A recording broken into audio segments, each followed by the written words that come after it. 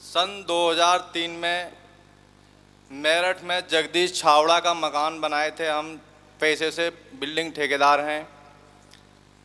मकान का कार्य चल रहा था। हम अपनी परेशानियों से काफ़ी परेशान थे।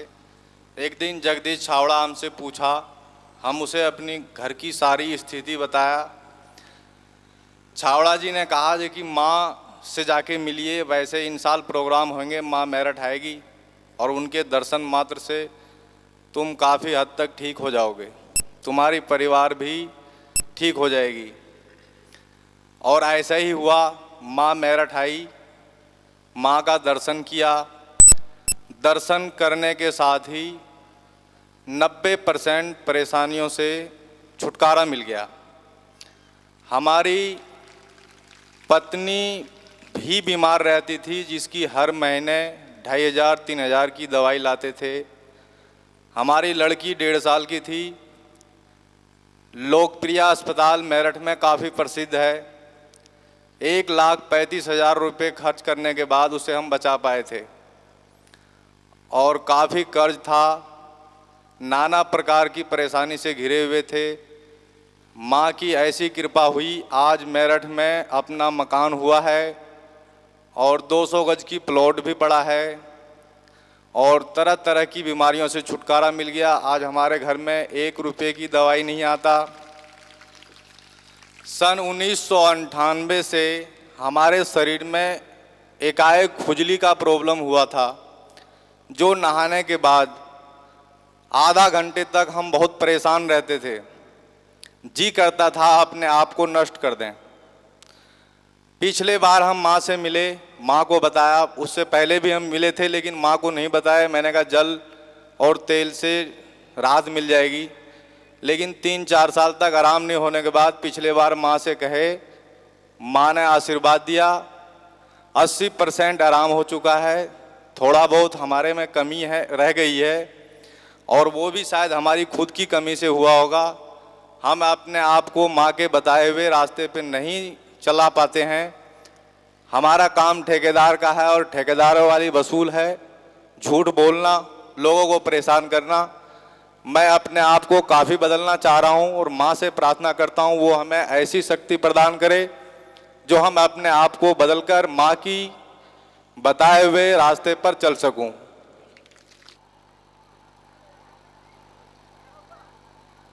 इसीलिए मन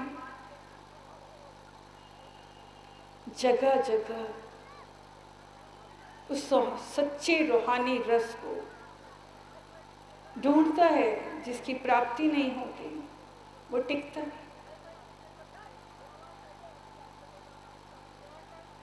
आत्मा जो जन्म जन्मांतर से प्यासी है, परमात्मा से बिछड़ी हुई है, परमात्मा को पाना चाहती है, उसके मन में तड़प है।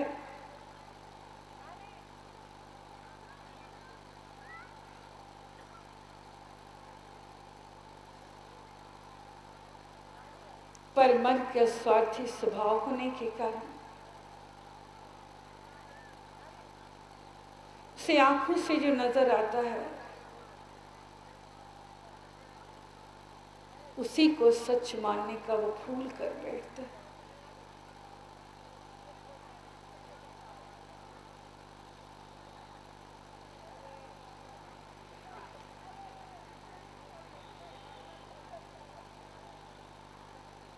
वो इस दुनिया को सच मानने की भूल कर बैठता है। मन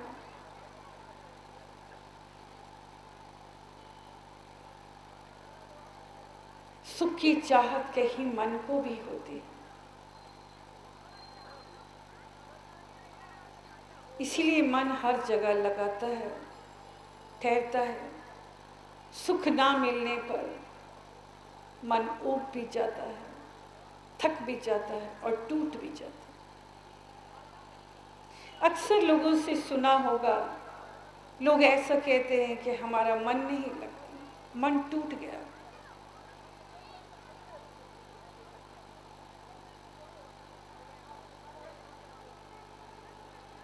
जब तक सच्ची दौलत का रस नहीं आता, सच्ची दौलत की मिठास ये रूह महसूस नहीं करती।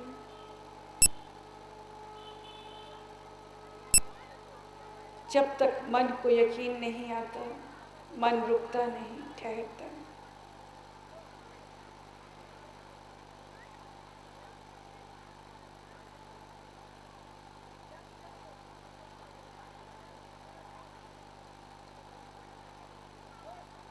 तो बच्चों, सतगुरु आते ही इसीलिए हैं,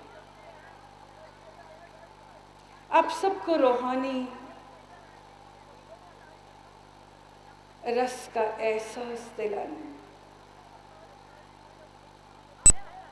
जाको रस हर रस है आयो, सो अनरस नाही लपटायो। जिसे सचमुच हरि से प्रेम हो जाता है, वो उस आनंद में जीने वाला बन जाता है।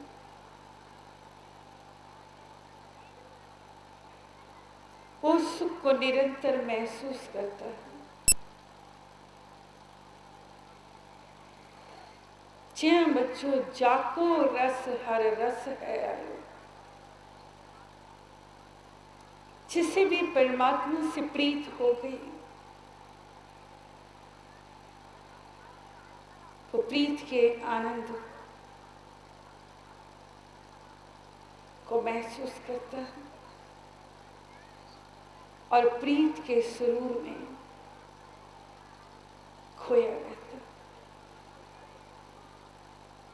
फिर उसे प्रीत का रंग ही सुहाता है। उसे फिर ये दुनिया में कोई रस नहीं आता, कोई आनंद नहीं आता। ये दुनिया फीकी, व्यर्थ और छूटी नजर आती।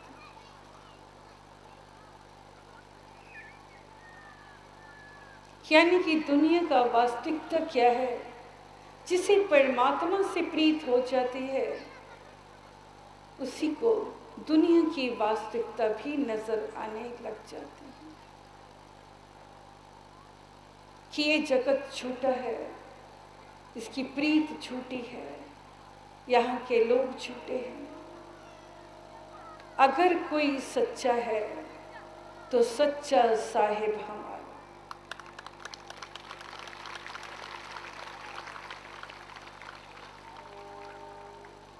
साहिब मेरा नीत नमा। फिर उससे वो परमात्मा से प्रेम हो जाता है जो उसे हर दिन नया लगता है। स्वयं उस प्राणी को हर पल हर घड़ी एक नए एहसास का आभास होता है, नए सुख का आभास मिलता है और वो आनंद की स्थिति में रहने वाला बन जाता है। तो ऐसा अनुभव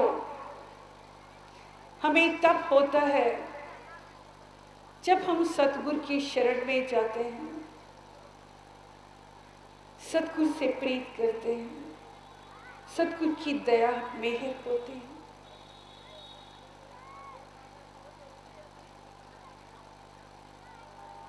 ये सच है बच्चों, खुदा वो जो खुद आए, खुदा वो जो खुद आए। और ये सत्य है, परमात्मा जो अपने जीवन से प्यार करता है, स्नेह करता है, वो स्वयं ही आकर अपने जीवन को संभालता है।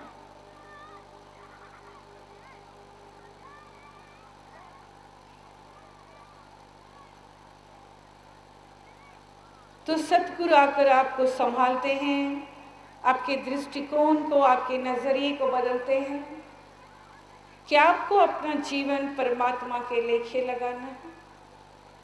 ये जीवन ईश्वर की इबादत में, ईश्वर के ध्यान में गुजारना है। वही जीवन धन्य है जो परमात्मा की याद में गुजरे। सांसारिक झमेले सांसारिक बातें, ये मोह माया आपको बहुत पीछे धकेल के ले जाती। यहाँ सिर्फ पदार्थों का रोना है, कलह कलेश राग द्वेष, तेरा मेरा, इन सब चीजों का रोना। किंतु जो ईश्वर से प्रेम करता है वो इन सब चीजों से कहीं ऊपर उठ जाता है।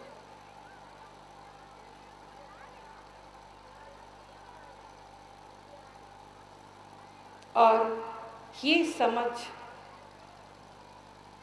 सदगुरु की दया से ही सांसारिक प्राणी को महसूस होती। सदगुरु आगे हमें ना सिर्फ इस मार्ग पर चलने के लिए कहते हैं, बल्कि वो चाहते हैं कि हम इस पर चलने के लिए सम्यक संकल्प लें, यानी सच्चे मन से संकल्प करें, दृढ़ निश्चय करें, अपने आप से व्रत करें कि हम सचमुच गुरु के बताए हुए रास्ते पर चलें।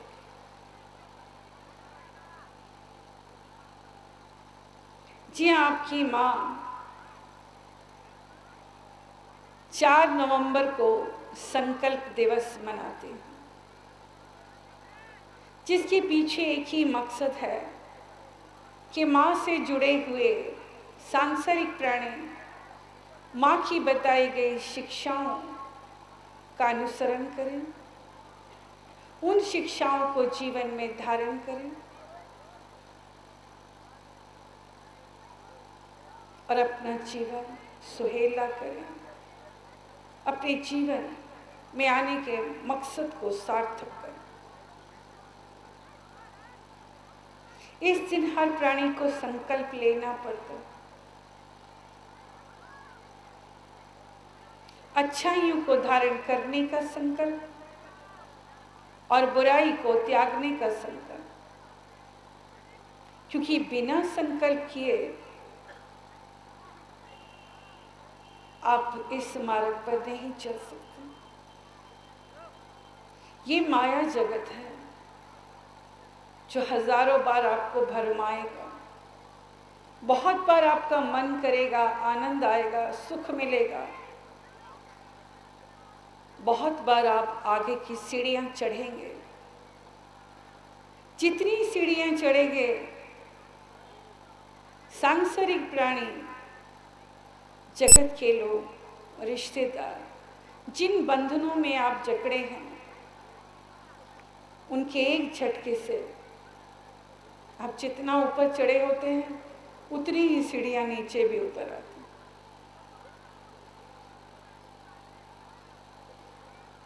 धर्म क्या है और धर्म पर चलते हुए इंसान कैसे उससे बंधता है, वो है अंतर के भाव, आपके मन में उठने वाले श्रद्धा और आस्था के भाव। मुझे हार्ट की बहुत ज़्यादा प्रॉब्लम थी। 1 साल पहले मैं ना खा सकती थी, ना पी सकती थी, ना बैठ सकती थी। और दिल्ली के एम्स हॉस्पिटल में रोज़ चक्कर लगते थे, रोज़ाना। कभी वो MRI करते थे आधे आधे घंटे के लिए, 3-4 बार मशीन में डाला उन्होंने, बहुत दिक्कत होती थी, बहुत परेशानी होती थी। एक दिन परमात्मा से हमने प्रार्थना की कि हे परमात्मा, अगर कोई है इस दुनिया में तो हमें उनसे मिला दो, जिनके कहने से ही हम ठीक हो जाएं, और हम ठीक हो जाएंगे। ऐसा कोई है, हमें उनसे मिला दीजिए। परमात्मा ने हमारी आवाज़ सुनी और हमें माँ जी से मिलाया। आज हम माँ जी की कृपा से बिल्कुल ठीक हैं। हम माँ जी का जल लेते हैं और तेल लगाते हैं। डॉक्टरों ने, हम जाते थे तो नींद की दवाई दे देते थे, खा के सोए रहते थे, और एक गराई खाना भी नहीं खाया जाता था, उल्टी हो जाती थी। जल पीने से बहुत आराम मिला, बहुत ठीक हुए, और आज माँ जी की कृपा से हमें नया जीवन मिला। धर्म क्या है और धर्म पर चलते हुए इंसान कैसे उससे बंधता है, वो है अंतर के भाव, आपके मन में उठने वाले श्रद्धा और आस्था के भाव। और हमने देखा है कि ये भाव बनते और बिगड़ते हैं। कभी तो इतने भाव बन जाते हैं कि आप आंख बंद करके आनंद लेते हैं, और कभी ऐसी स्थिति में आ जाते हैं कि आपका चित्त नहीं लगता, आपको ये भजन सिमरन सत्संग की बातें अच्छी नहीं, क्योंकि माया मोह के बंधन में आप जकड़े हैं। आपके मन के मुताबिक अगर आपको सुख मिल रहा है तो ईश्वर है, और मन के मुताबिक नहीं मिलता तो दुखी हो जाते हैं, सारी श्रद्धा आस्था के भाव भी चले जाते हैं।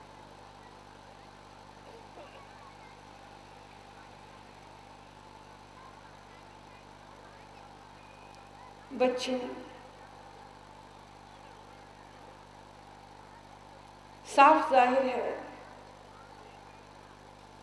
कि इंसान स्वार्थ के लिए भगवान से जुड़ा है। अभी भगवान पर इतना यकीन नहीं हुआ कि वो त्रिकालदर्शी है और उसकी समझ आपसे कहीं ऊपर है। वो आपका कभी बुरा नहीं चाहता, आपके हित में क्या है वो वही करता है, मगर आप समझ नहीं पाते। आपका मन बहुत अधीर है, बहुत व्याकुल है, वो इंतजार नहीं कर सकता। आप जब चाहें आपको वो चीज मिल जानी चाहिए, आपकी जो मनोकामना है वो फौरन पूर्ण होनी चाहिए।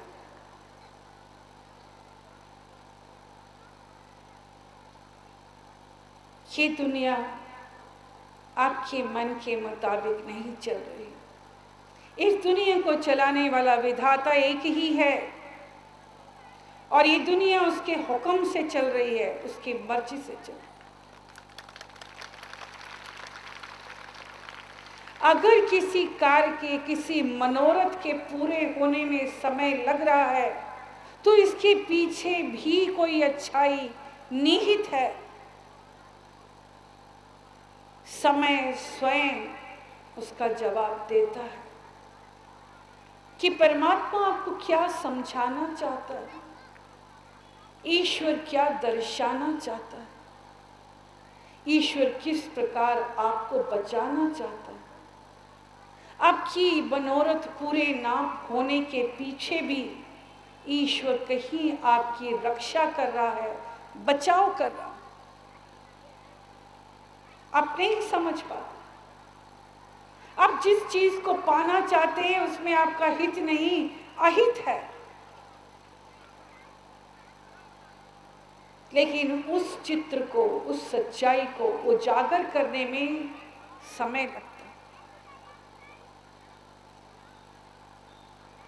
और जब वो चित्र आपके सामने आ जाता है, उजागर होता है, तब आपको परमात्मा के खेल को देखकर बलिहारी जाते हैं कि हे ईश्वर हमें क्षमा कर।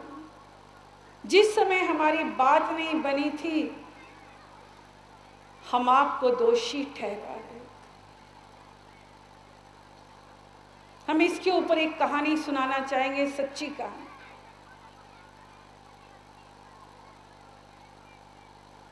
एक बच्ची आई, उसके माता पिता आए और उन्होंने उसका रिश्ता कर दिया, रिंग सेरेमनी। तस्वीर लाके दिखाते हैं कि माँ इसे देखिए, ये तस्वीर ठीक है। जैसे ही तस्वीर दिखाई तो हमारे मुख से निकल गया कि हमें ये लड़का ठीक नहीं लग रहा है। उन्होंने फौरन पलट के जवाब दिया कि माँ हम तो रिश्ता कर चुके हैं।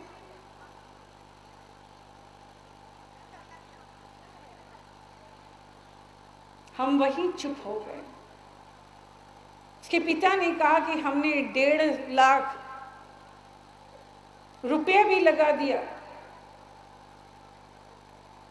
तो हमने कहा ठीक है, हम आशीर्वाद देते हैं, ईश्वर सब भली करे।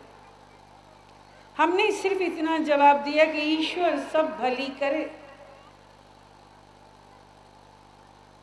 कुछ दिन बाद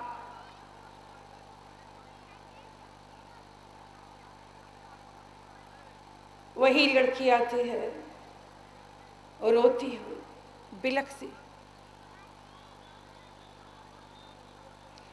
रोई इस कदर से देख के हम भी घबरा गए। बेटियां सबकी सांझी होती हैं और हम एक माँ हैं, हमें बेटियां भी प्यारी हैं और पुत्र भी प्यारे हैं। ईश्वर ने हमें नारी रूप में इसलिए भेजा है कि नारी के दर्द को आज तक कोई नहीं समझ पाया। इस धरती पर जब भी हुए पुरुष ही अवतार लिए, नारी के रूप में ये पहला अवतार हमारा है। और ये परम पिता परमेश्वर की अपार कृपा है। उन्होंने स्वयं कहा कि इस समय इस धरती को एक माँ की जरूरत है। माँ ही जानती है कि बच्चों की परवरिश कैसे करनी है। तो परमात्मा का हुक्म सिर माथे पर, हम एक माँ बनकर दोनों के साथ न्याय करेंगे, कर्मों के आधार पर। तो बच्चों, हम उस बच्ची का जिक्र करने जा रहे हैं कि वो इस कदर रोती हुई आई और उसने आते ही कहा कि माँ पहले मुझे गले लगा लो, मुझे माफ़ कर दो, मुझसे गलती हो गई। देखा, पहले आप अपनी बात बताओ बेटा। बोली नहीं, पहले आप गले लगाओ। फिर हमने उस बच्ची को गले लगाया, प्यार किया, सिखा पहले तो आप रोना बंद करो बेटा, फिर हमें बताइए। मंगलवार और बृहस्पतिवार को हम पब्लिक से मिलते हैं और उस दिन वो आए। उसने हमें बैठ के बताया कि माँ, जब आपने को हमने तस्वीर दिखाई, हमारा रिश्ता हो चुका था और सहसा आपने कहा कि हमें ये लड़का ठीक नहीं लग रहा है, मगर तब तक हम रिश्ता कर चुके थे। हमसे बहुत बड़ी गलती हुई, भूल हुई कि हमने पहले आपसे बात नहीं की, पहले आपको तस्वीर नहीं दिखाई। फिर उसने बताया उस लड़के के बारे में कि वो बहुत गलत निकला।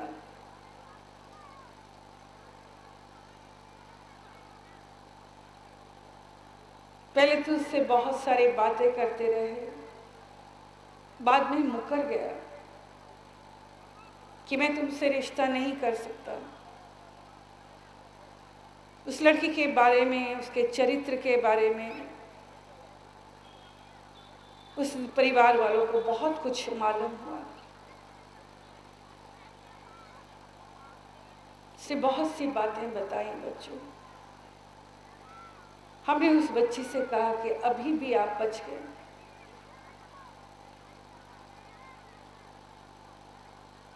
अभी भी कुछ नहीं बिगड़ा।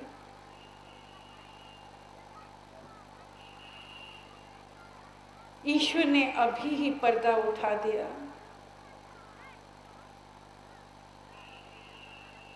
और सच आपके सामने। वरना सारी जिंदगी पड़ी थी, आपका विवाह हो जाता, तब जीवन काटना ऐसे व्यक्ति के साथ कठिन हो जाए। फिर बोलने लगे कि माँ, अब मैं शादी करूंगी तो मेरे को अच्छा पति मिले, आपको पहले तस्वीर दिखाऊंगी, आप जिसे कहेंगे उससे विवाह करें। हमने उसे आशीर्वाद दिया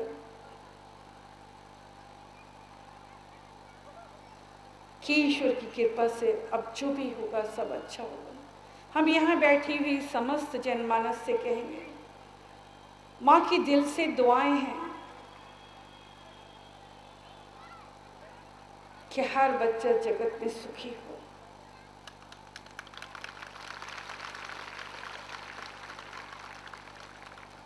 पर इसके लिए जो रास्ता माँ बता रही हैं, उसे अमल में लाना भी जरूरी है। आपके अंदर अनेकों प्रकार के शत्रु हैं, काम, क्रोध, लोभ, मोह, अहंकार, अनेकों तृष्णाएं हैं, इच्छाएं हैं।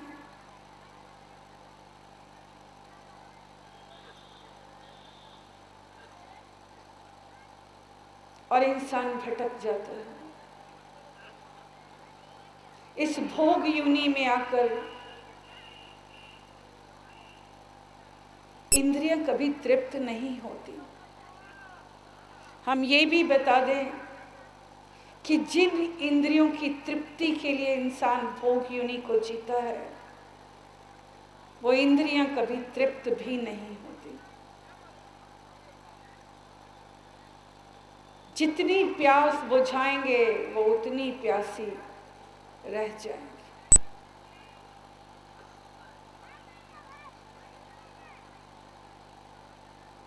और इंसान एक बार नहीं, अनेकों बार गलतियां करता चला जाता है, अनेकों बार क्षमा मांगता है, अनेकों बार भूल का एहसास होता है, फिर भी बार बार गलतियां करता है। सतगुरु जो जानी जान है, जानते हैं आपके स्वभाव को, इसीलिए वो संकल्प आपके स्वभाव को, इसीलिए वो संकल्प करने के लिए बोलते हैं। दृढ़ निश्चय कीजिए अपने आप से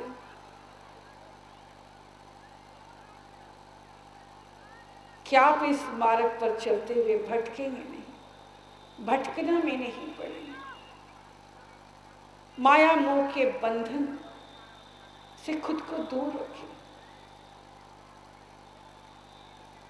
जितना इस भव सागर में धंसते चले जाएंगे, फिर निकलना कठिन हो जाएगा।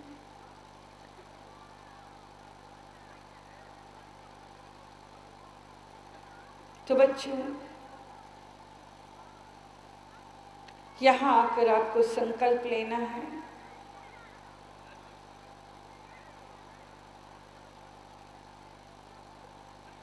कि आप सच्चाई की राह पर चलेंगे और बुराई के तमाम शाखाएं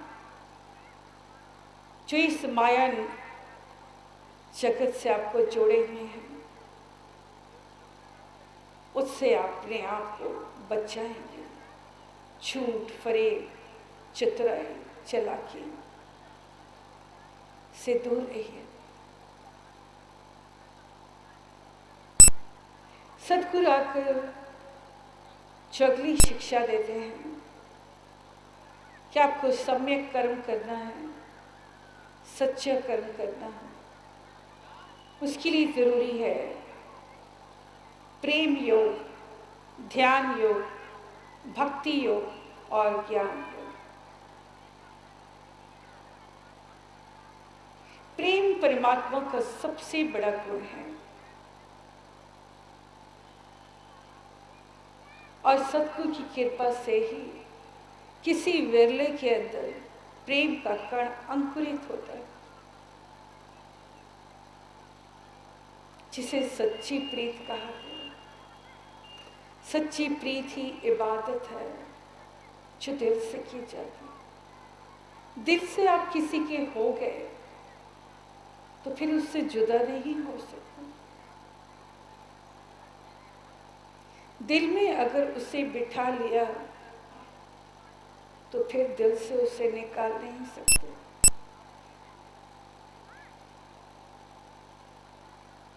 सच्ची प्रीत बहुत गहरी होती। समंदर की गहराई को भी नापा जा सकता है, पर प्रीत की गहराई का पैमाना नापा नहीं जा सकता। प्रीत का धरातल बहुत गहरा है, अथाह समंदर से भी गहरा, जिसे किसी भी सांसारिक गहराई की उपमा नहीं दी जा सकती।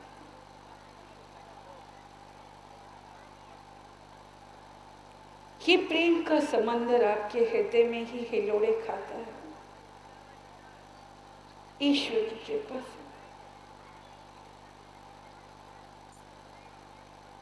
जहां ईश्वर से प्रीत हो जाए, फिर मन में ही सांसारिक जगत का ख्याल तक नहीं आता।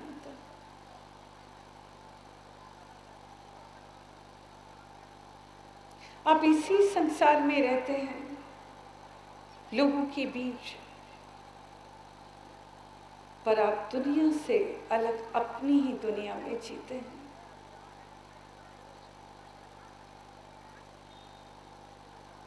सांस सांस सिमरो गोविंद, हर सांस में जैसे परमात्मा की प्रीत रम रही होती। उठत बैठत सोवत जागत, इह मन तुझे चितर। उठते बैठते सोते जागते, जैसे रोम रोम में परमात्मा का वास हो जाता है। एक ऐसी अवस्था जहां दुनिया का कोई सांसारिक व्यक्ति आकर आपसे दुनिया की बात करता है तो आपका चित्त उसमें नहीं लगता।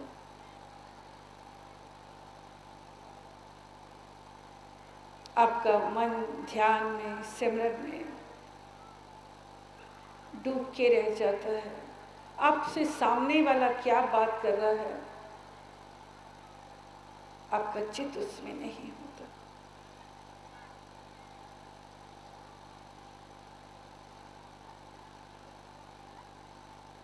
यानी कि सच्ची लिव, सच्ची प्रीत जब परमात्मा से होती है, वो एहसास बहुत गहरा है। हथ कारवलते दिल यार, बेशक नजर आता है कि आप दुनिया की जिम्मेदारियां, मर्यादित आचरण, सारे कर्म कर रहे हैं। हर कर्म करते हुए भी आपका चित्त परमात्मा में ही होता है, उसके ख्याल में, उसकी तवज्जो में, उसके तसव्वुर में आप डूबे रहते हैं।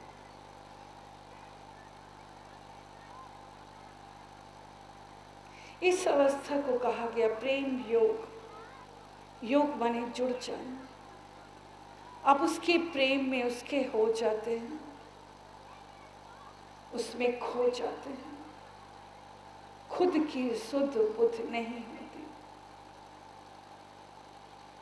बच्चों, इसके बाद की अवस्था आती है जब प्रीत हो जाती है तो ध्यान, ध्यान योग, यानी एक ऐसी अवस्था जहां उसके ख्याल के अलावा कोई अन्य ख्याल आपके मन में नहीं होता। एक तड़प पैदा हो जाती है कि हम उसके ध्यान में बैठे रहें। हम आपको अपनी अवस्था बताते हैं कि बेशक हम सारे सांसारिक काम करते थे, घर की जिम्मेदारियां, सामाजिक मान मर्यादा, जो रिस्पॉन्सिबिलिटी हैं पूरी करते थे, हर काम करते थे, पर एक प्यास बनी रहती थी, एक तड़प बनी रहती थी। रात को जब सोने जाते तो ईश्वर के ध्यान में बैठते, पर अंदर से लगता कि पता नहीं ईश्वर ने कितनी सांसें दी, परमात्मा की प्रीत में कोई कमी ना हो जाए। उसके ध्यान में रस आने लगता है बच्चों, और हम लेटते थे, अगले पल फिर उठ के बैठ जाते थे। हमें लगता था कहीं सुबह के 4 तो नहीं बज गए, सुबह के 3 तो नहीं बजे। अगले पल उठ के बैठ जाते। कई बार इसका एहसास हमारे पति कह रहे थे कि आप उठ के बैठ गई, अभी तो 11 ही बजे हैं।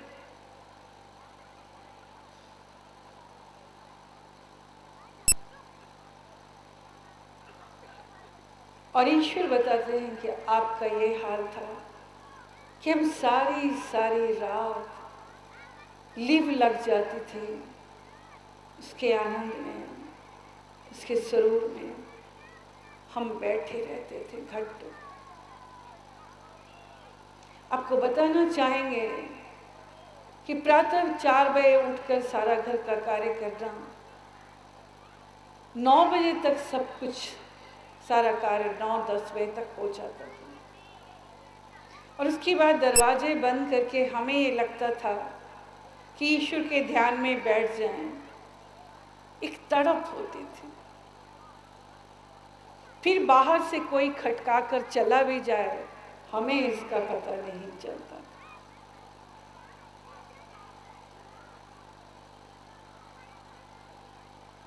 कई बार लोगों की शिकायत होती कि हम आए थे, हमने खटकाया था, आपने दरवाजा नहीं खोला, पर हमें पता ही नहीं चला।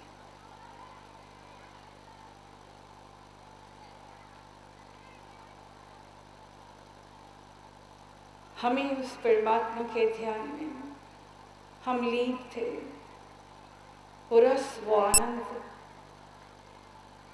आने लग गया। और इसी अवस्था के बाद भक्ति की अवस्था आ जाती। भक्ति जहां आप ईश्वर से के भक्त बन जाते हैं, एक पागल, एक दीवानगी की हद,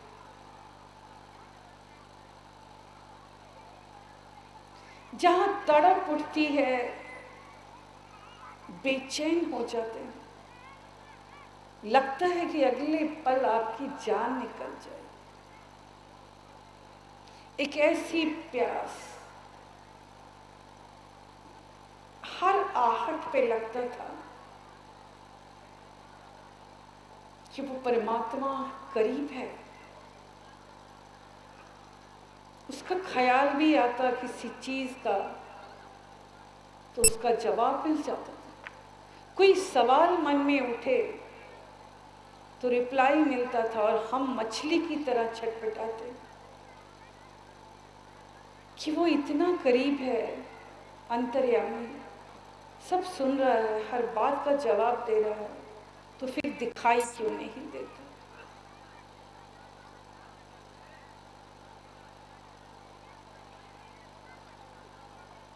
भक्ति की अवस्था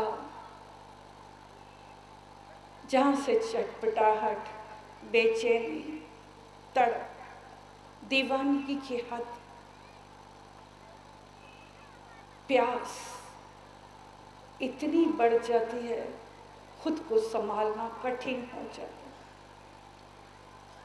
पर चूंकि हम नारी के जीवन में हैं, नारी को सदैव ये सिखाया गया है कि मर्यादित आचरण करना।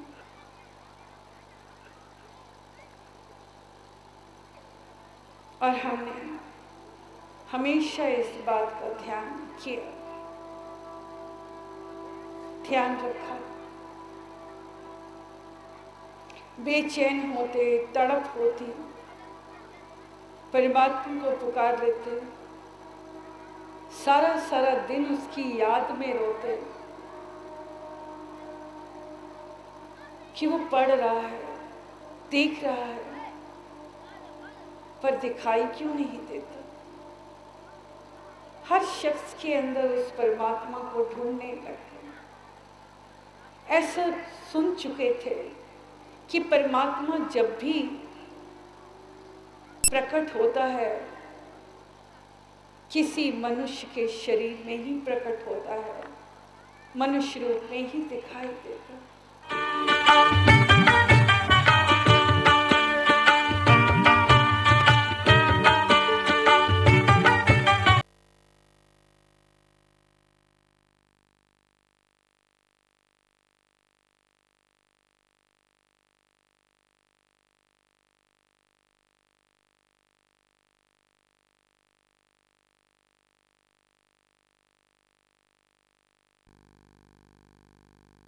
आहट पे उसका इंतज़ार करने लगे।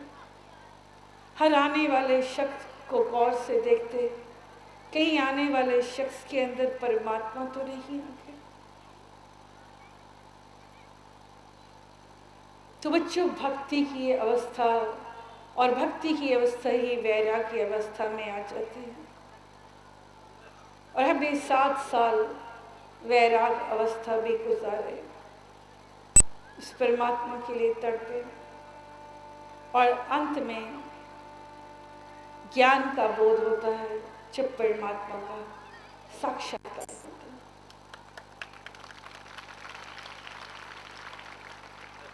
पहली जनवरी 1993 को हमें परम पिता परमेश्वर का साक्षात्कार हुआ।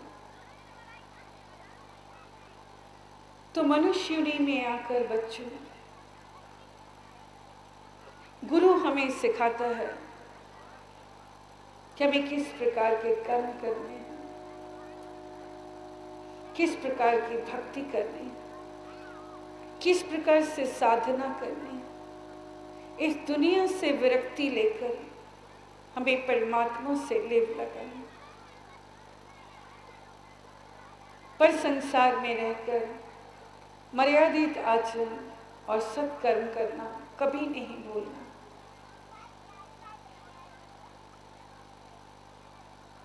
सत्कर्म के ऊपर आज हम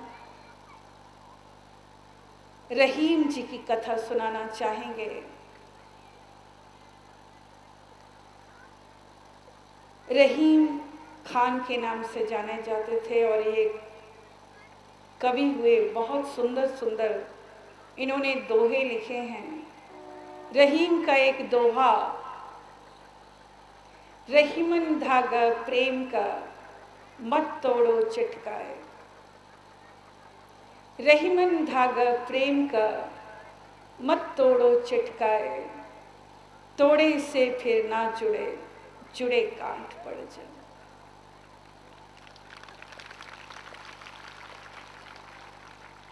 जी हाँ, रहीम ने भी ईश्वर की भक्ति की। रहीम जिन्होंने मुस्लिम परिवार में जन्म लिया, पर इन्होंने भी कृष्ण की भक्ति की। ये स्वयं कृष्ण के भक्त थे।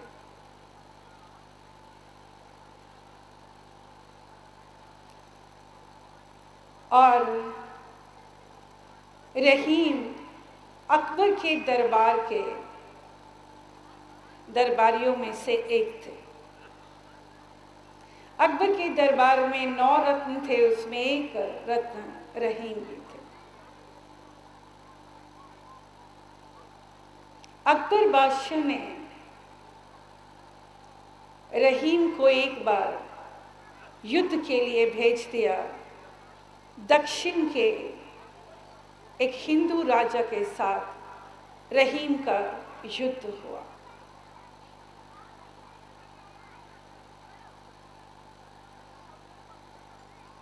उस युद्ध में रहीम की जीत हुई और उस राजा की पराजय हुई।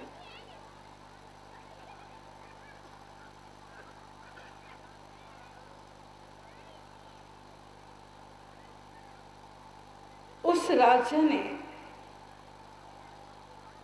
रहीम के पास एक प्रस्ताव भेजा और उस प्रस्ताव में लिखा था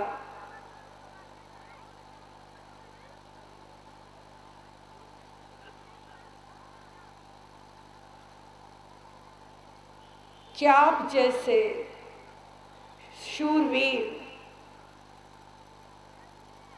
परमात्मा के भक्त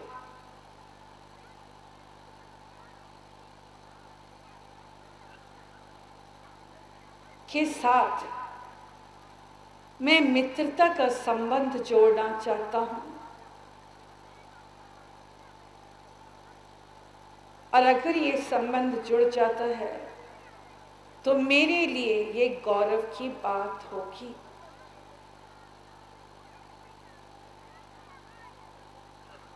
उस हिंदू राजा ने रहीम के पास ये प्रस्ताव भेजा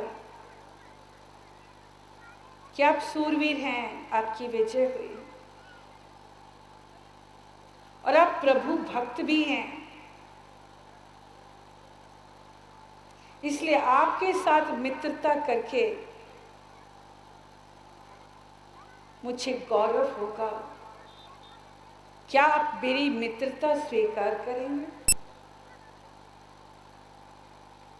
ये सच है कि ईश्वर को मानने वालों का हृदय बहुत सरल होता है। रहीम का स्वभाव बहुत सरल था, ईश्वर के भक्त थे, से जीवन में सादगी भी थी।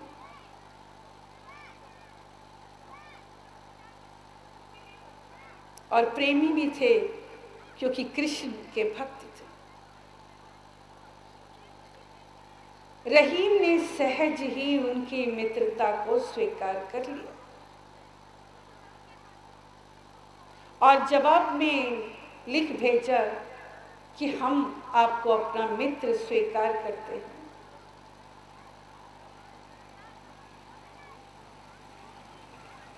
कुछ दिन बाद उसी राजा ने रहीम को न्योता भेजा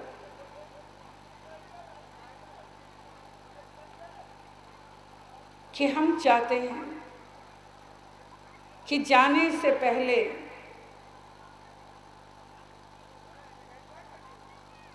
आप हमारा निमंत्रण स्वीकार करें। हमारे यहाँ आप भोज पर अवश्य पधारें।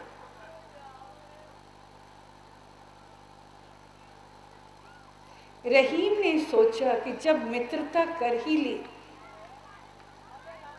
और मित्र हमें निमंत्रण दे रहा है, न्योता दे रहा है कि हमारे यहाँ भोजन पे पधारे, उन्होंने खुशी खुशी वो निमंत्रण स्वीकार कर लिया।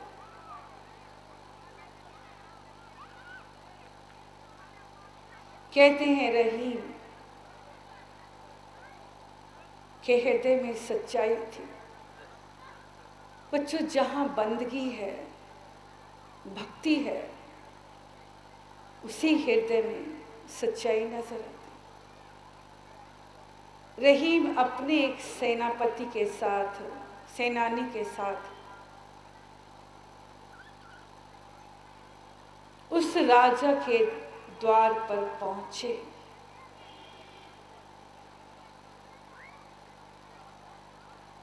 तो देखते हैं कि एक बालक उन्हें रोक रहा है।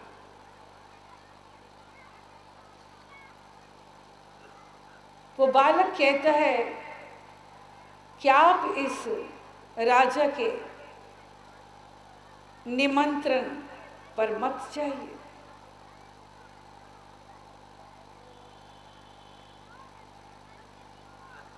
उसने आपको न्योता दिया है, भोजन में वो विष मिलाकर आपको भोजन कराएगा। उसके मन में खोट है,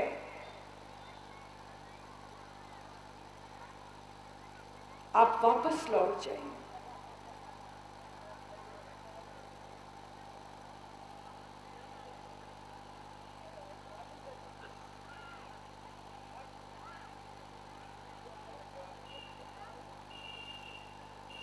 ऐसा सुनकर रहीम को हैरत होती है और कहते हैं कि रहीम के मन से, अंदर से ये विचार उसी पल निकलते हैं, अमी पियावत मान बिन,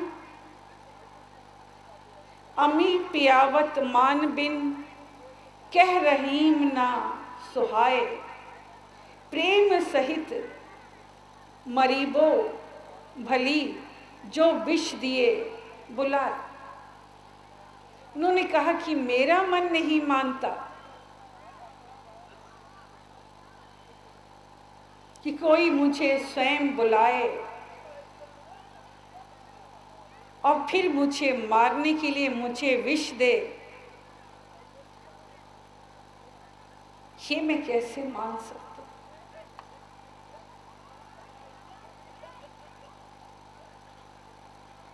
उस बालक ने रोकने का फिर भी प्रयास किया।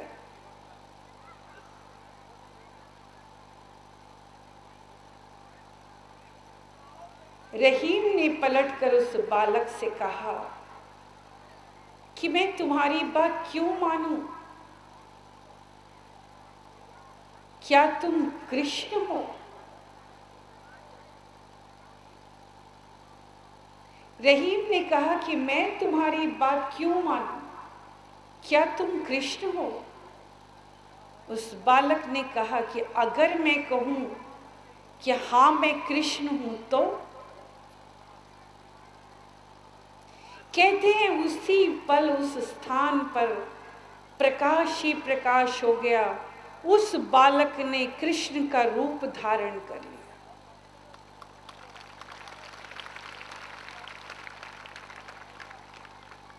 जी हाँ बच्चों, उसी पल उस स्थान पर प्रकाश ही प्रकाश हो गया, चारों तरफ प्रकाश फैल गया और उस बालक ने श्री कृष्ण का रूप धर लिया।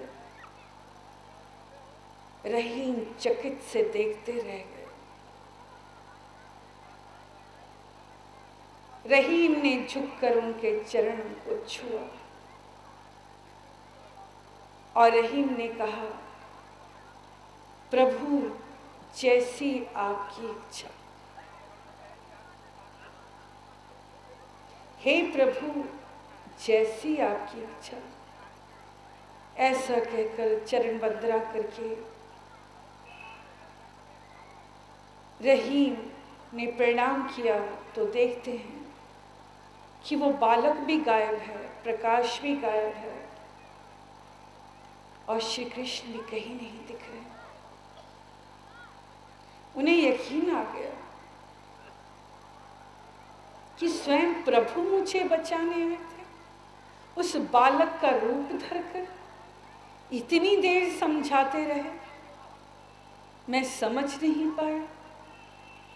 तब वो असली रूप में आकर उन्होंने मुझे बचा लिया। कहते हैं रहीम वहीं से वापस लौट आए। आदेश किया कि उस राजा को बंदी बना लिया जाए और कुछ क्षण के अंदर उस राजा को बंदी बनाकर रहीम के सामने लाकर खड़ा